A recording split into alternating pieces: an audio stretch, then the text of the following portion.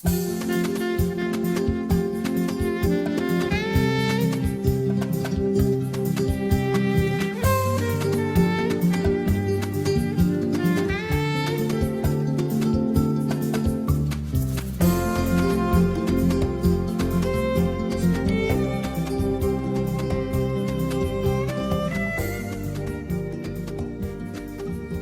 tal? ¿Cómo les va? Muy buenas noches. Tengo que empezar por hacerles una confesión. Dudo mucho tener las suficientes palabras para presentar la magnitud y su importancia a quien es nuestro invitado de esta noche. Voy a tener que conformarme con decirles que es escritor, traductor, políglota, lingüista, comentarista en radio y televisión de asuntos de temas culturales. Desde luego es una persona que está muy cerca de la música, es especialista en ópera y toda su vida se ha dedicado al estudio de la Biblia. 4 universidades lo consideraron como uno de los 17 sabios del fin del siglo XX. Es desde luego miembro de la Academia Mexicana de la Lengua y ha recibido, entre otros reconocimientos, ahí le va, el premio Javier Villaurrutia, el premio Alfonso Reyes, la medalla de oro de Bellas Artes, el Premio Nacional de Lingüística y Literatura. Y por si todo esto fuera poco, insisto, el 27 de enero de este año, fecha en que se celebraban los 256 años del nacimiento de Mozart, le otorgaron esa medalla justamente, la medalla Mozart. ¿Sabe por qué? Pues como un reconocimiento al esfuerzo, al interés de proteger, de difundir la música clásica, la música académica. Ahora sí entienden por qué cuando empezamos esta charla de los viernes le dije que no sabía y no iba a tener palabras con qué decir lo que significa y lo que es en la cultura de México y de habla española o hispana nuestro invitado de esta noche. Don Ernesto, nada más se me queda viendo, don Ernesto de la Peña, encantada de tenerlo aquí. Siempre quise Muchas tenerlo gracias. como invitado. Gracias. Ahora estaba pensando, ¿cuántas cosas le voy a preguntar? Pues no sé. Yo me lo busqué, ahora tengo que salir Pero adelante. cuando hablaba tan bien de mí decía, si yo no soy. No, es usted y me encanta. No le voy a preguntar, Ernesto, lo que significa la medalla Mozart. Más bien quiero que me diga qué significa Mozart para usted y para el mundo. Mire, en primer lugar, es una paradoja la vida de Mozart, porque no se quedó en niño prodigio. Fue portento toda su vida, sus 35 años de vida. Empezó muy pequeño a componer, a los 3 años se supone, pero no dejó de hacer cosas excelentes en esa corta estancia. Yo muchas veces me he preguntado, porque lo admiro enormemente, y su música me llena el alma a más no poder. Bueno, murió muy joven, pero quizá yo no hubiera hecho nada tenía, más. ¿no? Sí. 35 años. 35. Sí, quizá yo no hubiera hecho nada más. Dio tanto, son más de 600 sus composiciones. Y de veras, en los grandes músicos, a veces uno dice, esto podría desaparecer sin que le pasara nada a la música. En Mozart, yo no soy autoridad, pero yo no lo he encontrado. Es de esos músicos que uno dice, de cabo a rabo es indispensable. Como lo puedo decir, no de mi dios musical que es Wagner, porque compuso cosa chatarra, para decir la palabra. Decía usted que era su alma mater. ¿Por qué? ¿Quién? ¿Wagner? Sí. Sí, porque lo empecé a admirar desde mi infancia. Y de varias maneras. La primera película que vi en mi vida, la vi en la biblioteca de mi casa, con una sábana, no había todos los dispositivos Y modernos. sonaba el proyector, El seguramente. proyector Pathé Baby, que conservo todavía. ¡Qué maravilla! Era la película muda Sigfrido de Fritz Lang. Entonces yo estaba con la atención, la absorción en todo que pone uno de niño, viendo aquello, cuando se baña en la sangre del dragón y le cae la hojita, y ya sabía, porque mi papá me explicaba, que ahí lo iban a herir, y en el único punto vulnerable, como el talón de Aquiles, lo iban a matar. Eso nunca se me olvidó, yo debe haber tenido 8 años, más o menos. Porque es un compositor difícil y sobre todo difícil para los niños. Aquí la imagen lo condujo usted y su padre, ¿no? Sí, y mi padre, claro. Y oíamos mucha música desde niños.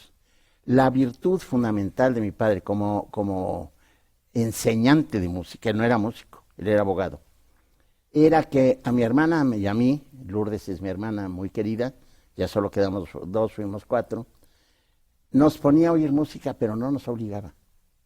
Había un cuartito que llamábamos estudio y ponía los discos de 78, por supuesto. Usted lo comentó y siempre traté de cerrar los ojos e imaginarme cómo era ese cuarto, cómo era la luz a la hora en que ustedes entraban y a qué olía. Siento que olía como a cera, a biblioteca.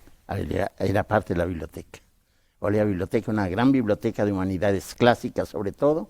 Y se bajaban 7 escalones y había un cuartito que era el llamado estudio. Había un radio Zenith, que ya ni se acuerda de uno de ellos, y discos de 78, que ahora suenan como chirimía, pero en fin, no tengo nada en contra de las chirimías. Pero son una joya actualmente. Pues sí, ¿no? si los tuviera, pues ya no los tengo. Ya oímos mucha ópera, arias, por supuesto. Oímos el idilio de Tristán y Isolda, el segundo acto del dueto famoso, y empezamos así poco a poco. Pero le decía yo que mi papá nunca nos obligó. Si nos salíamos, nos dormíamos o no queríamos seguir oyendo, nunca nos regañó, por eso nos gustó. Entonces ahí empezó mi amor a la música y a Wagner. Luego empecé a leer las obras de Wagner, porque ya ve que era el verdadero músico poeta. Entonces él escribía todos sus textos y todo, y empecé a amarlo también por su texto, por la imaginación, por la cultura mítica que él tenía y por todo esto. Sabemos que usted conoce 30 idiomas. ¿En qué idioma leyó los textos de Wagner? Y originalmente en español. Ahora lo leo en alemán, por supuesto. ¿Ve? Pero primero en español. Una versión de la Nibelungo, que no sabría decir quién la hizo. Eran unos libritos así, sevillanos largos, muy bonitos. Eran 4 tomitos, porque la tetralogía. Y ahí pues yo tendría 11 años, cuando mucho. Y ahí empezó mi amor por él. Pero oíamos Mozart, oíamos la 40, me acuerdo. Imposible dejar de escucharla, ¿no? Imagínense nada más. Oíamos Beethoven, en fin. La discoteca que había, para entonces era una buena discoteca. Hoy sería absolutamente grotesca, porque ahora son unos acervos monumentales, ¿no? Desde que apareció primero el LP y ahora el CD. Bueno. Usted comentó en alguna entrevista que uno o dos de sus compositores predilectos, aparte de Wagner, por supuesto, eran Schubert y César Franck. César Franck me trae mucha nostalgia de mi adolescencia. Oía mucho la sinfonía en re menor de César Franck, oía la sonata en la, que es hermosísima, y como toda mi vida me he caracterizado por ser muy cursi. Ya somos dos, caray. Entonces, ¿sabe lo que me pasaba? Que era el espíritu romántico trasnochado, porque yo oía aquello, un amor porque había una leyenda que creo que ni siquiera es verdadera, leyenda real, de que Frank, ya viejo, se había enamorado de una muchacha y que no tuvo acceso a ella ni pretendió, y que compuso la sonata en la. Y entonces yo me imaginaba aquello. Yo era un chamaco, pero yo me imaginaba con la experiencia y el genio de Frank componiendo eso para una amada que no conocía. ¿Quién le descubrió a César Franck? Mi padre, siempre. O sea, la Debo música hacer es una su padre. aclaración, Cristina. Ajá. Yo hablo de mi papá, pero realmente era mi primo. Le voy a explicar rapidísimamente por qué. Cuando yo era muy pequeño, tenía poco más de 1 año, murió mi madre. Y mi padre se volvió a casar. Y entonces nosotros nos quedamos con mi familia materna, de apellido Canale. Entonces mi madre era Muñoz Valenzuela y ellos eran Canale Valenzuela, eran medios hermanos. Perdón la explicación genealógica, Es muy pero importante, claro. bueno, entonces para mí mi familia y mi padre fue Eleazar Canale. Su padre fue el primero que me albergó en su casa junto con mis hermanos, y era el dueño de la gran biblioteca y todo esto. A él me dejó una semillita porque me quería mucho por ser yo el menor de todos. Y cuando yo tenía 6 años de edad, me enseñó a leer el alfabeto griego. No entendía yo ni papa de griego, pero lo leía de corrido. Y me daba mucho taco con mis amigos, ¿verdad? Escribía yo en español, pero con caracteres griegos, Imagínese. y pensaban que yo era un sabio. ¿Quién se iba a imaginar que muchos años después usted iba a traducir del griego los evangelios Sí. de Lucas, de Marcos, de Mateo y Juan Juan. y de Mateo? Sí, ya ve. Pues ahí comenzó en aquellos es una que eran para especie de- usted como dibujos, ¿no? Las Sí, letras. era un lenguaje secreto. Tenía para mí ese atractivo. Yo escribo en esto y nadie lo puede leer más que yo. bueno, obviamente mi tío, pero mi tío murió cuando yo tenía 7 y me lo enseñó a los 6. Y yo pensaba, esto es mi clave secreta, esto no lo puede penetrar nadie. Por eso también estudié quizá algunas otras cosas para que fueran de mi exclusiva propiedad. Eso habla muy mal de mí, pero en fin. Pésimo. Por supuesto que habla muy mal de usted. Yo imagino que muchas de las personas que están viendo este programa y acompañándonos tienen que recordar algo. Este espacio está totalmente abierto para que ustedes entren a través de nuestras líneas telefónicas. Yo les aseguro que muchas veces, bueno, casi todas las mañanas escucho los comentarios de don Ernesto en la radio, en la 94, sí. Y me darían ganas de detenerme y hablarle por teléfono para decirle cuánto le agradezco lo mucho que me ha enseñado a lo largo de los años con estos comentarios. Es que es tan importante la radio. Usted imagínese que muchas personas no habrán oído hablar o no habremos oído hablar de ciertos personajes y sin embargo logramos hacerlo porque hay un comentarista que dedica 5 o 10 minutos hablarnos de ese personaje que es un mundo. Sí, yo lo hago eso con mucho amor, con mucho entusiasmo en la medida en lo que yo puedo saber y lo hago desde hace muchos años. Yo trabajo para Imer desde hace unos 23 años más o menos y siempre con esas cápsulas, ahora ya tengo otras cosas.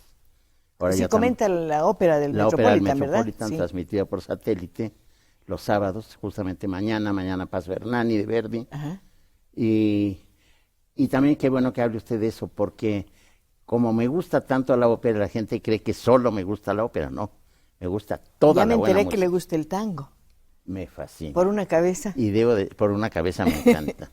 Y la compasita y el choclo, y mi negro Julián, y de la vieja guardia, Rosita Quiroga. Ah, por supuesto, Pato. Pato, sí. Pato, ¿te peinas a la gomina? Sí. Y hoy sos luego milonguero y Mandria, compadrón. Maula, viejísimos, estamos antes de Gardel. Y luego el morocho de la estancia, como le decían a Gardel. Y además debo decirle que yo era un gran bailarín de tango de exhibición allá en mis muy lejanas juventudes. ¿Bailó en salones de estos? No, lo hacíamos en mi casa. Los jueves nos reuníamos, un grupo de jóvenes todos, y bailábamos un poco de todo. Pero el chiste del tango, porque es muy complejo, y tiene una gran imaginación, hasta de inventar pasos y todo esto, y la caída, y esto y el otro. Es una paradoja el tango, fíjese que es curioso. Es un baile, en buen mexicano, cachondo, sí, pero elegante. No cae en la vulgaridad. Es como el danzón. Como el danzón. Que es muy elegante, uno lo baila muy bien y no es con perdón también del caderazo y cosas de estas, es un movimiento muy suave, muy atractivo y una música absolutamente seductora. ¿Usted cree que a Mozart le hubiera gustado bailar danzón o componer un danzón? Lo hubiera hecho genial. Y le hubiera gustado la versión también, de la flauta mágica. Sí, y a Bach también, se lo puedo asegurar. Hay espíritus muy abiertos, yo creo que ellos dos sí eran muy abiertos. No mi Dios, no Wagner. Wagner era muy en lo suyo. Wagner estaba endiosado consigo mismo y tenía razón. Y Mahler no es lo mismo, más o menos. Mahler es maravilloso. Mahler no se explica sin Wagner. Por eso lo pensé. Como tampoco se explica Bruckner sin Mahler, sin Wagner. Son músicos, es lo que llaman el sinfonismo alemán. Es que en el Tristán cambia la historia de la música. El primer acorde del Tristán rompe el concepto de tonalidad. Y a partir de entonces ya vienen todos los movimientos que ahora son de vanguardia. Ahí nace Schoenberg, el dodecafonismo, nace el atonalismo, el serialismo, todo lo que usted me quiere decir de ese primer acorde, claro, en manos de otros individuos de gran genio, ¿no?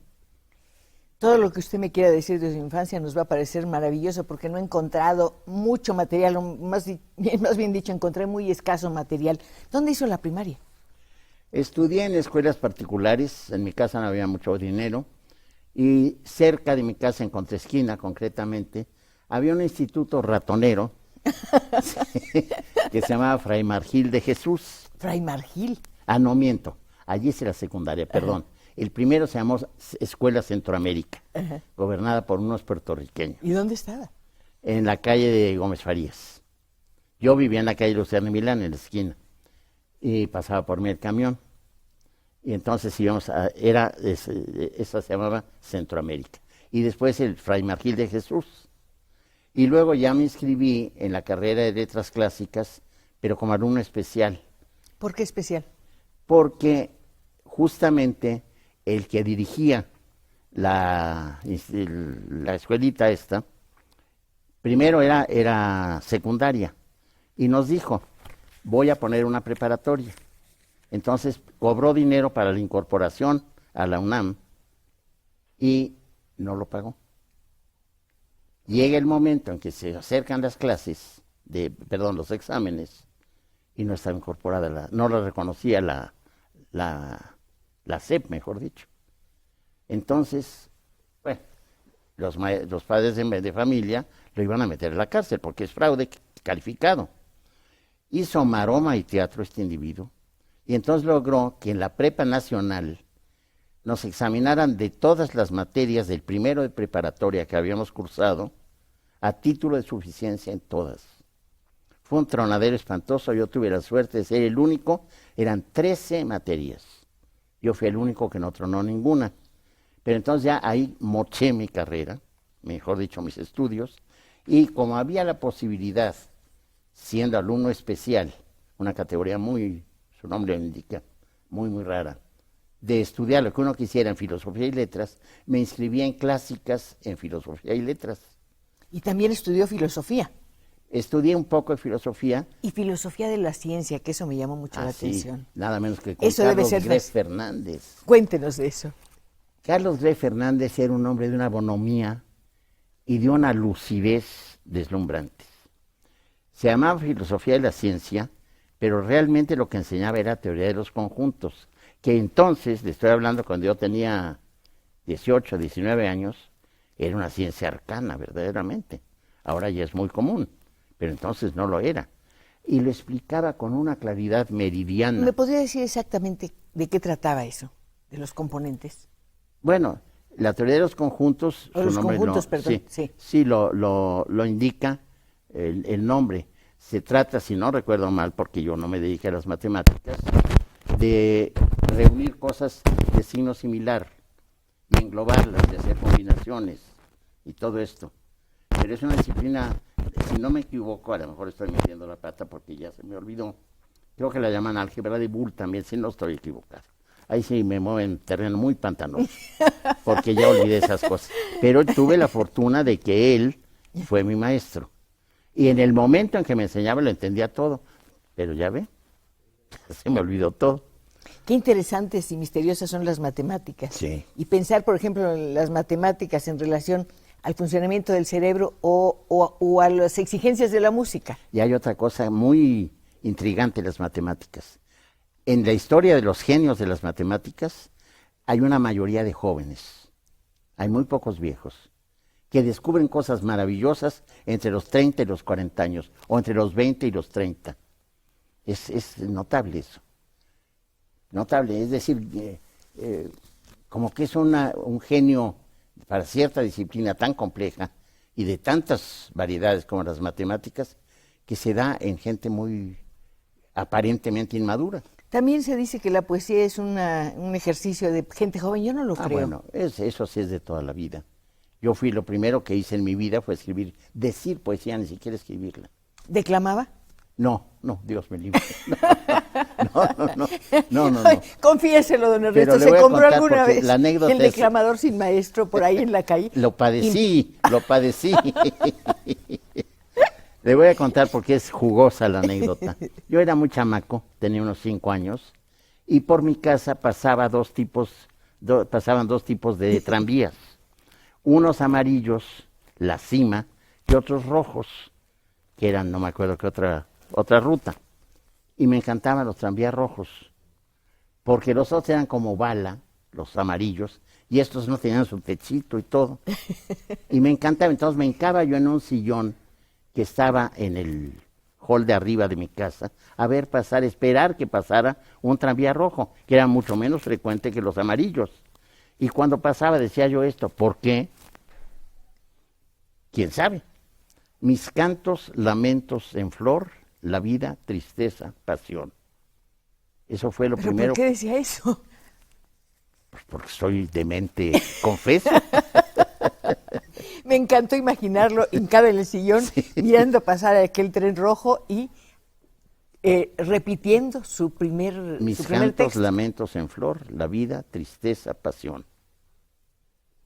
y tenía yo 5 años. Es decir, lo dije. Ya sabía yo escribir, pero lo dije. ¿Y después lo escribió? No, se me quedó en la cabeza, nunca lo he escrito, fíjese. Sería muy interesante escribirlo con un lápiz amarillo. Para darle en la torre a los rojos.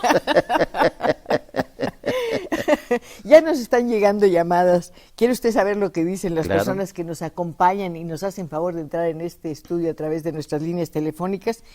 Rosario Romero dice, admiramos al maestro Ernesto de la Peña, es un iluminado viviente. Ay, qué Lo linda escuchamos todos los domingos en su programa de Música para Dios, de parte de la familia Romero Siliceo. Isauro Olvera, felicidades a la señora Pacheco por el invitado de honor que tiene hoy el doctor Ernesto de la Peña. Amalia Piño, felicito al escritor Ernesto de la Peña, gracias a Cristina por compartirnos la entrevista. Jesús Almaraz, quisiera preguntarle al señor Ernesto cómo inculcarle a la juventud el amor que tuvo él por el arte. ¿Me permite una breve opinión? La primaria, Ernesto, la primaria. Mi primaria fue... Sí, ahí empiezan a inocularlo a uno de ciertos Realmente intereses. sí, pero yo creo que en mi caso específico fue más el ambiente de mi casa que lo que aprendí en las aulas. Le voy a decir por qué. El jefe de mi familia, mi tío Francisco Canale, medio hermano de mi madre, como ya le dije, era un sabio medieval. Era un gran médico, especialista en el corazón, pero al mismo tiempo era la época en que los médicos eran químicos. Entonces tenía un pequeño laboratorio de química. Dentro de la biblioteca había uno llamado cuarto oscuro, en donde tenía una mesa obstétrica, forceps y cosas por el estilo, y un esqueleto entero, humano, colgado de un gancho. Y luego había un objeto nauseabundo, que era de barro, y era un vientre embarazado que se destapaba y estaba el feto adentro. Esas cosas lo dejan a uno muy marcado. Para un niño. Luego una gran biblioteca de humanidades clásicas, sobre todo. Un telescopio con el que yo vi desde mi propia casa hasta Saturno a mis 14, 15 años. Entonces era un universo. Yo no necesitaba salir de mi casa para tener pues una variedad enorme de cosas. En de ese momento ya atractivos. había leído a Verne. No, a los 15, 16 empecé a leerlo. Pero antes de leer a Verne, empecé con Salgari. Ah, por supuesto, obligado. Y hasta la fecha me fascina. Y para mí fue una gran decepción enterarme, digo, hasta cierto punto de decepción. Salgari, en primer lugar, murió de hambre. Se suicidó, si no recuerdo mal, por hambre. Y los editores ganaron millones con sus obras. Pero precisamente desesperado por lo que diría Galdós, el arrastrado garbanzo, por eso hacía novelas eróticas dentro del Corsario Rojo y estas cosas, le ponía una parte así muy periculosa. Eso me decepcionó, pero pues tenía que ganarse la vida el pobre hombre. Ya de Salgari, que sí me lo leí, pero de forrito a forrito, empecé con Verne. Y leí mucho de Verne también. Y lo sigo amando profundamente. ¿Quién me iba a decir que tuvo que pasar mucho tiempo y que mi esposa María Luisa me arrancó de mi sillón y me llevó a conocer Europa ya bastante talludito? ¿Fue cuando fue a ver la taberna donde trabajaba Schubert? Fue en Sí. esa ocasión. Ajá. Pero antes estuvimos antes o después no recuerdo, pero en el restaurante Verne, que es en la Torre Eiffel, el que está arriba, Imagínese. se llama Jules Verne. Sí. Y ahí estuvimos. Estuvimos a medio, no estuvimos de noche porque no había lugares, sino en la tarde, pero comimos muy bien. Y además la visión debe ser, la vista debe ser formidable. Esa pequeña aldea, ¿verdad? Sí. Usted comentaba que a Schubert le pagaban con cerveza y salchicha Sí. por escribir sus canciones. Estuvimos en la taberna, está por el ring. ¿Cómo es? ¿Cómo es la taberna? Es una taberna pequeña, si no recuerdo mal, se bajan 2 o 3 escalones para llegar a la entrada. Tienen conservado un piano vertical donde él tocaba. Tienen una efigie de él. Quizá es ya no me acuerdo si es un óleo, ya no lo recuerdo. Y quizá alguna partitura. No lo tengo muy claro. Pero es un piano vertical común y corriente Y de ahí pues salieron casi todos los líderes, 600. 600 y pico. Imagínese nada más. ¿Y qué líder? Qué increíble la condición de los grandes artistas, ¿no? Y ahí tiene, él murió más joven que Mozart. A los 31, si no mal recuerdo. Bueno, si no mal recuerdo, ya me dijeron que se nos está acabando el tiempo de la primera sección de esta charla. Voy a simplemente a darle las gracias a los amigos que sí nos están acompañando a través de nuestras líneas telefónicas. Y desde luego tenemos todavía buenos minutos para seguir conversando con un hombre del que se dice que cuando uno lo escucha es como si fuera una lección permanente, prolongada y maravillosa de sensibilidad. Vamos al corte y regreso. Usted y yo seguimos teniendo el privilegio de conversar con don Ernesto de la Peña. Hay una persona cuya llamada me conmueve, es de Carlos Viniegra Subiría. Dice, estoy viendo el programa con el señor de la Peña, que fue amigo mío durante una época, y he querido comunicarme con él, pero no he tenido la suerte.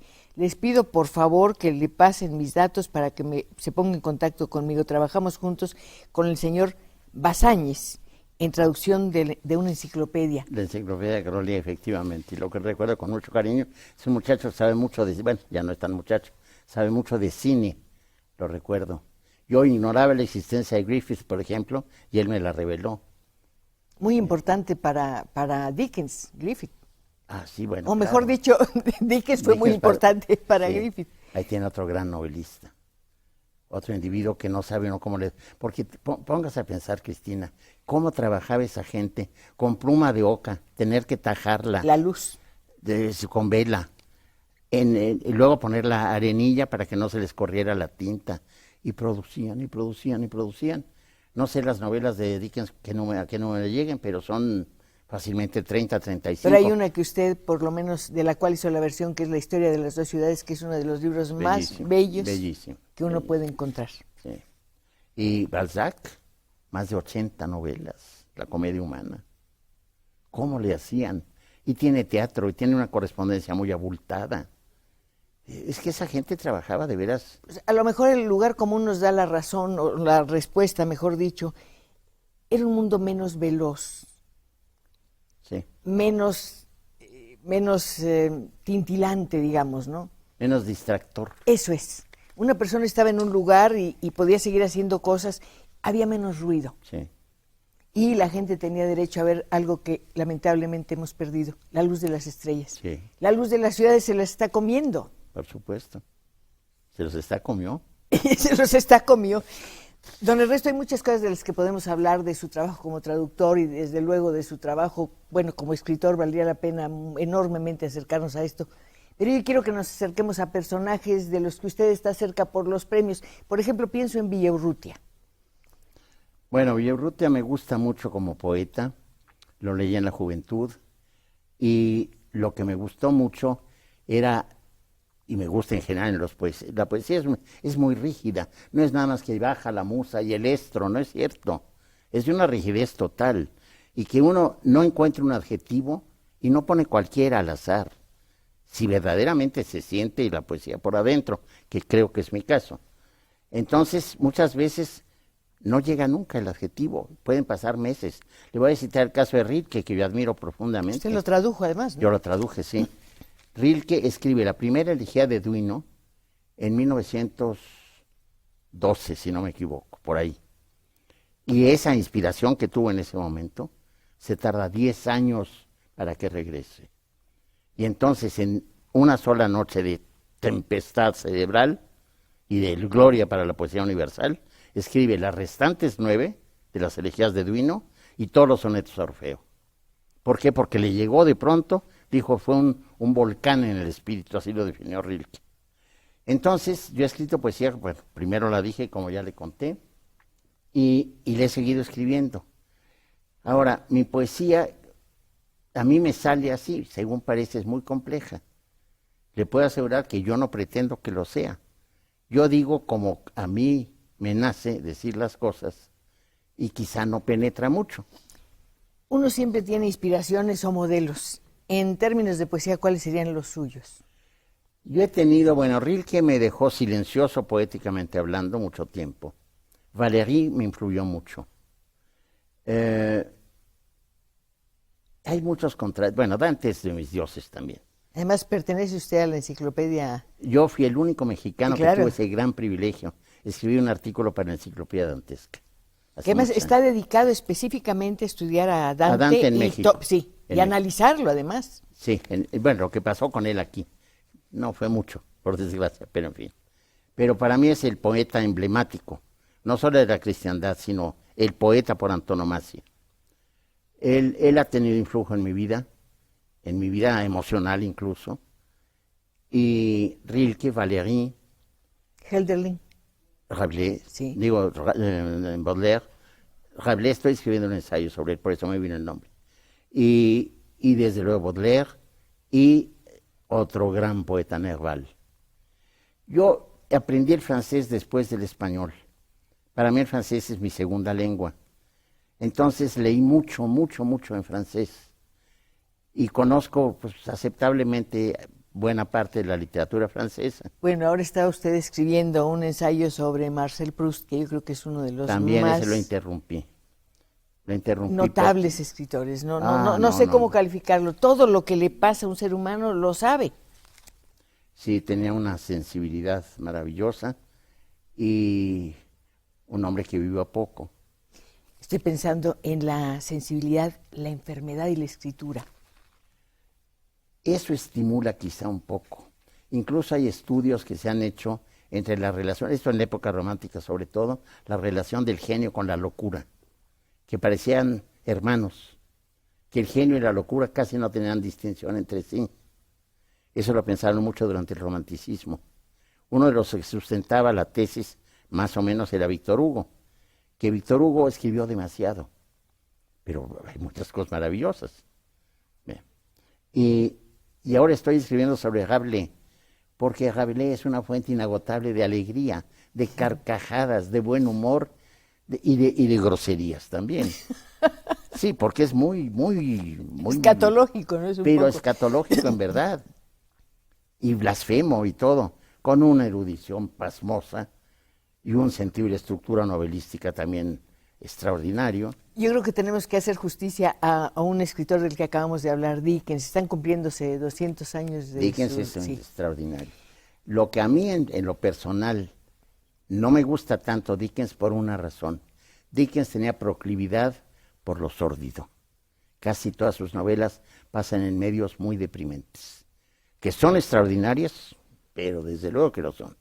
Es de los grandes novelistas del siglo XIX, que es el gran siglo de la novelística, y que tiene colosos al lado como Balzac, nada menos, ¿no? Y sin embargo ahí está muy serio, sin problema alguno, ¿verdad?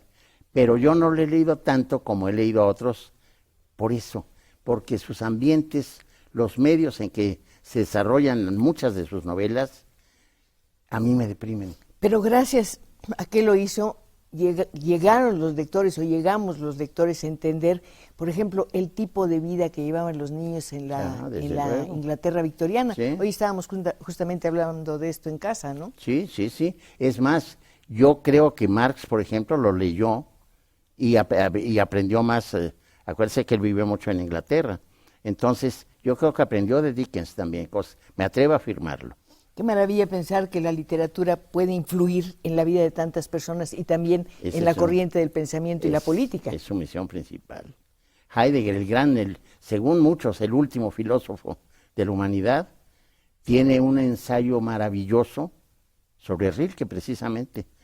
Y la conclusión general, la tesis general de Heidegger, nada menos de Martin Heidegger, es decir, toda mi filosofía, todo mi existencialismo está en Rilke, sobre todo en las elegías de Duino. Ahí está dicho todo, con lenguaje poético altísimo. Está dicho todo en el libro de los libros, en la Biblia. ¿Cómo llegó usted a la Biblia? La Biblia siempre me atrajo y la empecé a usar como instrumento para aprender idiomas. Pero estaba prohibido durante mucho tiempo acercarse Sí, pero a la Biblia. no, en mi casa no regían Ay, esas qué reglas, maravilla. por fortuna. Entonces hacía yo esta trampita. Tomaba yo la Biblia en una lengua que conocía, los libros históricos que son sencillos de estructura, y lo tomaba en una lengua que estaba estudiando. Iba cotejando e iba aprendiendo. Y, por supuesto, No quiere eso decir que no me interesa el tema, los temas de la Biblia. Y considero que dentro de la Biblia hay de todo en primer lugar. Pues mucha poesía, sobre todo, nada más el Cantar de los Cantares. Y el libro de Job. Y los Salmos. Y el libro de Job. Y el de las Lamentaciones. El libro de Job es verdaderamente de los poemas más altos de la humanidad entera. Maravilloso el libro de Job. Pero de la magnitud de la Divina Comedia. Extraordinario. Los Salmos, por supuesto. Hay una traducción de la que, bueno, todo el mundo la elogia, la de Casiodoro de Reina y Cipriano de Valera. Son malas, y le voy a decir. No me La de diga. Casiodoro de Reina y Cipriano de Valera no son malas, perdóneme. Son antiguas. Son del siglo XVI y se ha descubierto mucho en la filología semítica. Pero son hechas directas. Me equivoqué al decirle que son malas, son buenas, pero antiguas. Lo que pasa es que de momento pensé en las de Torres Amat y Cío de San Miguel, que son versiones católicas, que son refritos, porque son traducción de la Vulgata Jerónima latina, que tradujo directamente, pero ellos no tradujeron ni del hebreo ni del griego. Y la Biblia original solo está en 3 idiomas, un poquito en arameo, hebreo y griego y nada más. La Biblia se empezó a escribir 10 siglos antes de Cristo. La Biblia se empezó a escribir aproximadamente, la parte más antigua es el canto de Débora, debe ser quizá de 1800 antes de Cristo o 1600 antes de Cristo. Y después ya Génesis, Éxodo, etcétera, el Pentateuco, la Torá, son de diversas etapas también, pero aproximadamente de las más antiguas, 1200, 1300, hasta 1500 quizás. Con todo respeto, no quiero molestar a nadie, por supuesto, hay que pensar en la Biblia como un libro también literario. Por supuesto que sí. Por supuesto que Hay sí. quien lo ve solamente como un texto religioso. Es que es un libro manantial. Se usa para todo. Es más, hay costumbre que yo observé de chamaco. En algún conflicto emocional, ¡pum!, abría la Biblia y a ver qué me decía. Y muchas veces me atinaba. Alguien me dijo una vez que el texto más hermoso de cuantos se han escrito son los Salmos. Maravillosos. Son maravillosos, desde luego que son maravillosos. Yo en lo personal prefiero Job. Para mí es la poesía más alta del mundo. Job. Y tiene antecedentes egipcios, por supuesto. No es un libro totalmente original. Tiene antecedentes egipcios muy bien investigados. Es el justo sufriente. Pero ahí se da una cosa insólita en la Biblia. Jehová se deja tentar por Satán. Permite que le acaezcan las desgracias a Job, porque así se lo pide Satanás. Le dice, bueno, ¿qué mérito tiene Job? Si tiene todo, te elogia mucho, te ama, es justo, recto, pero está lleno de ganados, de hijos, de prosperidad. Pues así no tiene mérito. A ver si te sigue queriendo igual cuando esté en la miseria. Nada. Y entonces lo priva de todo de golpe. Eso es insólito en la Biblia. Dios que cae en las trampas del diablo. Por ahí empieza el prodigio de ese libro. Bueno, aquí el prodigio, en otro terreno, es la respuesta que está teniendo su presencia en este programa.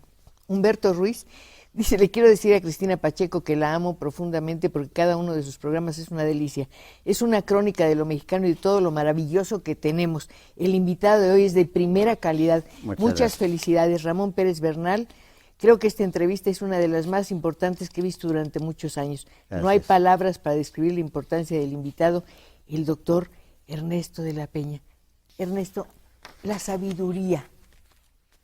Mire, la sabiduría es una hipótesis de trabajo. Mientras más se estudia, menos se sabe. Es desesperante. No me diga eso, por favor. Es la verdad.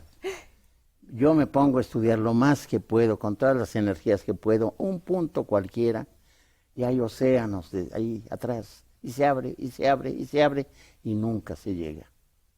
Nunca se llega. Entonces, hay gente que, pues, dice, caramba, yo estudié esto, estudié el otro, y está muy ufana de haberlo hecho. Yo no estoy ufano de nada, se lo digo con toda sinceridad. Sé que he estudiado cosas y que algunas información sí tengo. Tampoco estoy tirándome al suelo para que me levanten, no. Pero cuando veo la magnitud de mi ignorancia, casi me dan ganas de dar de gritos. Bueno, desde luego, mi ignorancia es infinitamente mayor que la suya, No, perdóneme, no. pero tiene una ventaja. Siempre podré aprender algo. Ah, yo también. Siempre habrá algo Sí, que me quede por aprender, Yo, millones mire, ya de soy cosas. un hombre viejo y deseo seguir con lucidez los años que me toque vivir, si puedo seguir aprendiendo y trabajando. Adoro mi trabajo porque trabajo en lo que me gusta. Y gozo mi trabajo. A veces me angustio mucho. ¿Por qué? Escribir poesía me angustia, a veces no. Escribir prosa también. Está escribiendo una novela, Ernesto. Escribí una novela de vampiros. Sí, sí, muy... ¿Cómo se llaman los vampiros? Tienen un Bueno, nombre. es una vampira. Ah, es una vampira. Se llama El indeleble caso de Borelli. Ah, claro, Borelli. esa es su novela, pero ya la escribió, pero ahora sé que está escribiendo ahora otra Estoy novela. escribiendo una novela en parte autobiográfica. Es una crónica familiar de un tío que tuve, un tío materno, muy original en este sentido. Él era militar, empieza la Revolución Mexicana, él vive en Sonora, mi familia era de allá, mi familia materna, y entonces se pelea por razones que ignoro, pero que estoy inventando, con el jefe de la guarnición de la plaza, siendo federal. Entonces termina con los federales, pero no se alía con los revolucionarios. Y él emprende su propia revolución y baja desde Sonora con un grupo de leales que van mermando en el camino hasta Comitán, Chiapas. Y ahí conoce a una mujer con la que se casa y le ponen le hacen una trampa, le ponen una trampa y lo decapitan por la espalda. Es una historia muy trágica de mi familia. Él era tío materno mío, medio hermano de mi madre. Entonces, ese es el núcleo de mi novela. Pero en torno de ello están todos esos personajes, para mí maravillosos, que fueron mi familia materna, la que yo quiero con toda mi alma. Yo creo que todos los escritores, de una u otra forma, toman experiencias o personajes de la vida familiar. Es inevitable no hacerlo. Yo creo que sí, porque se lleva adentro, se lleva en la sangre. Y porque ustedes son personas que conoce y sabe cómo reaccionar, las puede ver por dentro. Más o menos, sí. Y las tiene cerca. Sí. Es mi hermano, es mi madre, es mi padre. Y con lo que le cuento de ese pequeño universo en que yo crecí, con telescopio, con microscopio, con esqueleto, con... El esqueleto de haberlo dejado El impresionadísimo. esqueleto desgraciadamente lo vendieron después, pero era un esqueleto perfecto, bien conservado, armado con sus alambritos y todo, de un adulto. Era mujer, era una esqueleta. La esqueleta de la señora Morales. Oiga, hay muchas llamadas. María Eugenia Cantarrey dice: felicidades al maestro Ernesto de la Peña, Gracias. ya que es un placer escuchar a una persona tan culta. Felicidades a la señora Pacheco. ¿Sabe qué? No solamente es un hombre culto, es un hombre que está vivo y eso siempre, siempre se agradece enormemente. Empezamos hablando de música, es algo que también me apasiona mucho, usted sabe muchísimo más desde luego, pero quiero aludir a un comentario. Usted dice que la música siempre nos hará mejores personas y de alguna manera podría ser un freno contra la violencia. Sí, porque cuando se penetra verdaderamente con el alma en lo que es la música, aunque sea música de tipo agresivo, por decirlo de alguna manera, produce un efecto de serenidad. Es decir, la música, como es en primer lugar un arte técnicamente muy difícil, nos da la primera huella optimista. Es decir, hacer esto cuesta mucho trabajo. No es lo aparentemente sencillo que sentarse a escribir, que también es muy complicado, difícil. Ernesto, es muy Pero complicado. en el otro hay una técnica que hay que aprender. Lo malo de la literatura es que todo el mundo se siente como el Borras, ¿verdad? Dígamelo a mí. No digas. Y la música, en ese sentido, creo que nos hace mejores, porque es disciplinada, porque generalmente expresa los mejores sentimientos de cada Y compositor. tiene una ventaja que usted citó. Número uno, no tiene palabras. Llega a todas. Y Es dos, ilimitada, cada quien interpreta como quiere. sí. Sí. Yo puedo interpretar a Mozart exactamente como yo quiera Claro, o a quien claro. sea. Hasta la ópera, que tiene argumento y tema y todo, usted está oyendo otra cosa muchas veces, ¿por qué no?